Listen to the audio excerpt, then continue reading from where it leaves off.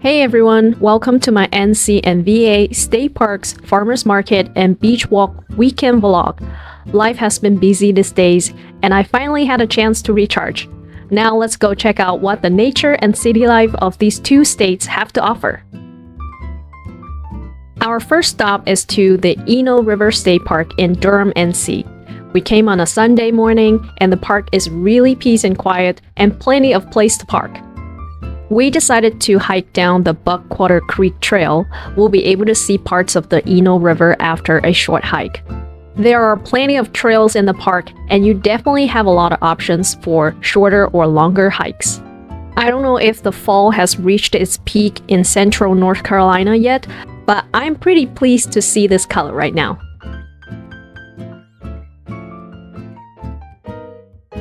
Our plan for today is to spend some time at the River State Park here, and then head to the North Carolina State Farmers Public Market and the Umstead State Park in Raleigh, NC. If you've been with my channel, you know that we don't own a car, and we actually got a rental car for this 2-day weekend trip. So even though this park is like 15 to 20 minutes drive from our place, we haven't had a chance to visit here after a year living in NC. Until now. But anyways, so the River State Park is located in the northeastern side of Durham, and this park boasts a vast expanse of greenery and open space.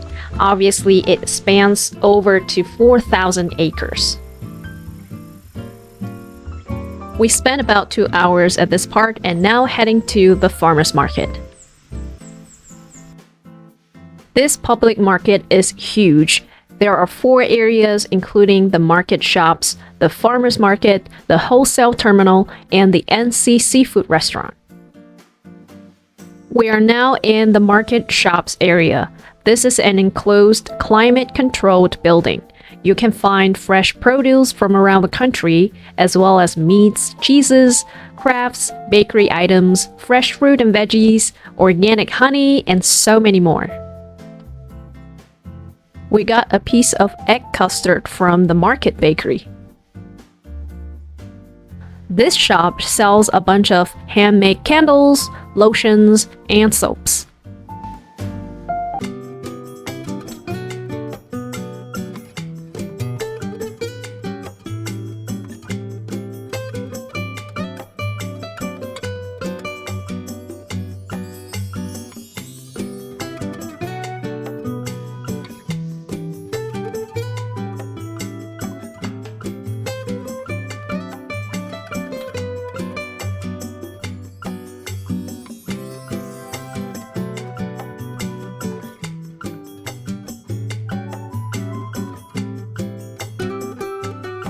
This rice cracker machine is so darn cool. They gave me a small sample to try. I think it's pretty good, but there's no taste. I would have preferred there's a little bit of salt in it. And this is a small seafood stand.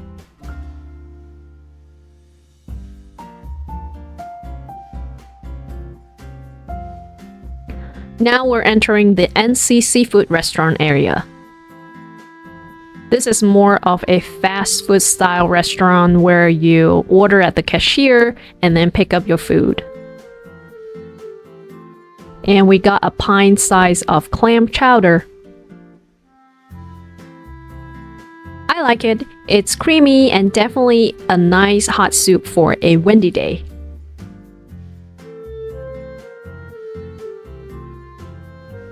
And this is the wholesale terminal. Honestly, there isn't a great variety of items here. What I mainly see is the onions and potatoes and some other fruits. Right next to it is the farmers market. Now let's take a look at what they have to offer.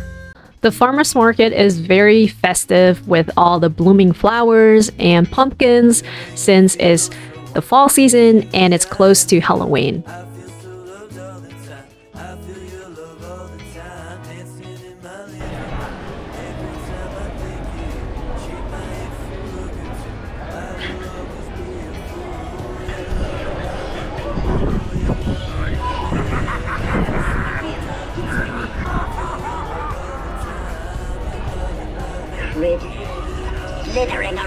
feet. The first portion of the farmers market mainly sells pumpkins and other fall items. And after that, you will enter the plant nursery.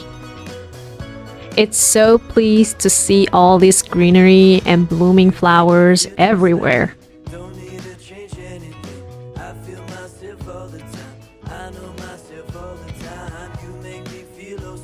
And after the plant nursery, it is the fruit and veggies area. Lastly is the flower bouquet. It's probably one of the most popular items people get here. That's pretty much everything to the public market. There's so much fun here and we ended up spending more time than we originally planned. We're now heading to the Umstead State Park as our last destination to wrap up the day. We entered from the Crabtree Creek entrance and this is such a scenic driveway. This park is sandwiched between downtown Raleigh and the airport. This oasis of green features a stand of 300 plus years old hardwood trees and more than 32 miles of hiking, biking, and horseback riding trails, camping sites, and lots more for nature lovers. Also, this park is free for everyone to visit. This is the visitor center. You can get the maps here, or you can ask for suggestions for trails to hike. Since it's getting late, so we didn't want to do a long distance trail. And on top of all the other hiking we did this morning at the River State Park, so we decided to hike part of the South Branch Trail to see the big lake, and then return before it gets too dark. But later we found out that the big lake is blocked by all the trees and there's no way we could reach it unless we hike a longer trail. So we just decided to return after that realization. For dinner, we decided to try out this Tuscan blue Italian restaurant. The atmosphere is really nice here, but the options for dishes are really limited, and the taste and the amount of food provided is below average. So proceed at your own risk. Today is full of adventures and I'm super excited for more adventures in the Virginia Beach area tomorrow. Good morning! It's about 8 in the morning and we're heading to Virginia Beach, but a few of the tires of this rental car were at alarming pressure. I had no clue that there's this air pump machine at the gas station after living in this country for 7+ years. Yeah, shame on me. But anyways, the whole thing cost like $2 and we're ready to hit the road again. It'll take about 3.5 hours to get there, so our plan for today is we'll hang out at the beach boardwalk for a bit and then head to the First Landing State Park, and lastly, if time permits, walk around Norfolk and get dinner there before heading back. And honestly, most of our day today would just be on the road. In order to save time, we decided to eat our DIY Naval lunch in the car, and that is so much fun and so yummy. I thought I prepared everything, but I forgot to bring napkins. It'll be a bit messy, please don't mind us. The best part about making our DIY lunch is that we can go as luxurious as we like. The two of us actually finished a pound of smoked salmon. Oh, and by the way, we parked about 3 to 4 blocks away from the boardwalk and we had free street parking. After about 7 to 8 minutes walk, we reached the Naval Aviation Monument. This small park is on the 25th Street at the ocean front, honors Virginia Beach's extensive aviation heritage, and showcases 3 eras of naval aviation. You can see this one shows a scene of a wife greeting her pilot husband with their children. Another one depicts Eugene Ely, the first aviator to fly off a ship's deck. And this one is the Norwegian lady statue. Walking past the monument is the beach boardwalk, and you can see a lot of these bike rentals everywhere on the street. And these are all the oceanfront hotels. The weather today is pretty comfortable, a little bit windy though. We definitely choose an off-season time to come visit. There is so much space everywhere. Except for the water may be a little too cold to get into the ocean, I actually like it less crowded.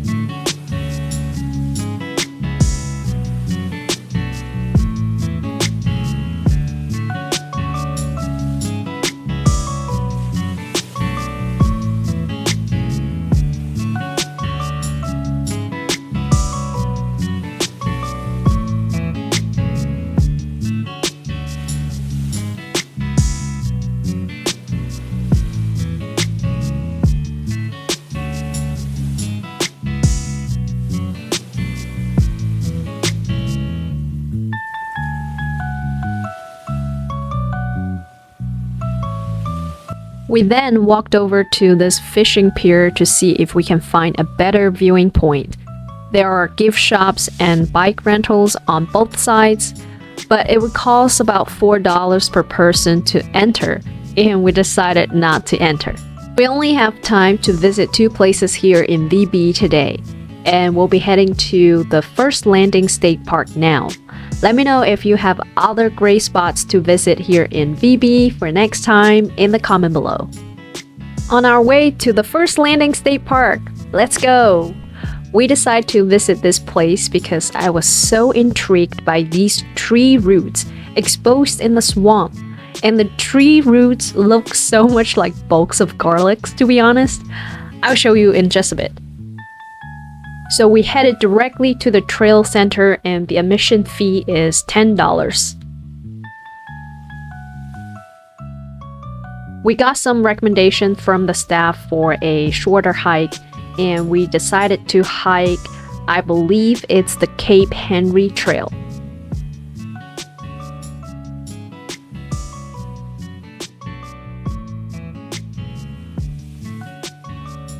First, we'll walk past this wooden board path, but most of the trails here are dirt trails, so be sure to wear some good shoes.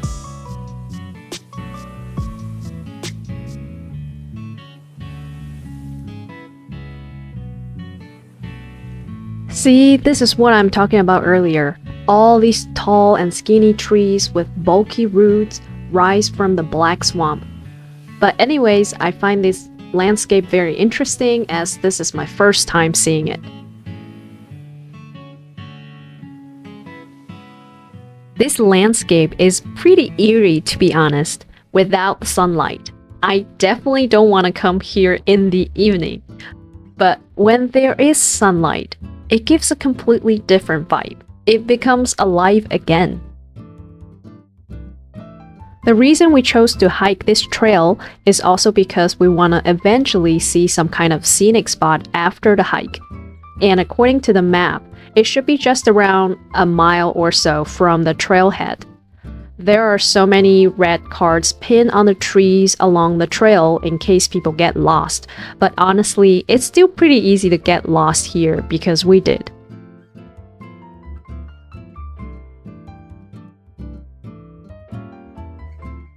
So here it is, we finally reached the Broad Bay.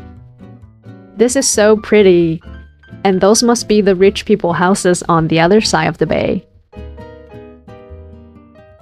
However, this is not the end of the trail, and we just realized it later that if we want to see more of the Broad Bay, we had to hike a much longer distance than we had time for. So this is a pretty good spot to call it a day. And that's pretty much everything for the First Landing State Park experience. Now we gotta head to Norfolk to see if we can make it to the Naval Museum. But unfortunately, we got here just when it's about to close. But this seems to be a very, very cool museum to check out. Look at this battleship. I haven't seen any ships nearly as grand as this. We'll have to come back for you again. So we walked around the river park just next to the museum. It is really nice to see this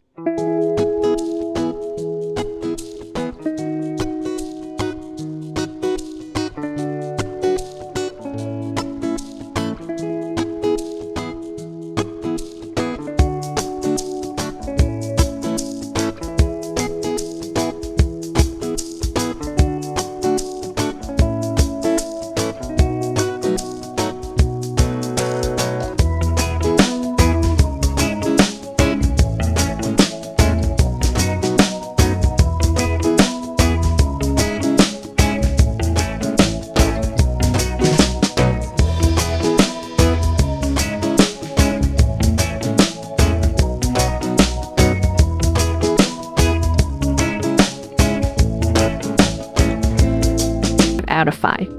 I'm so glad that our last meal here is so great to complete our trip.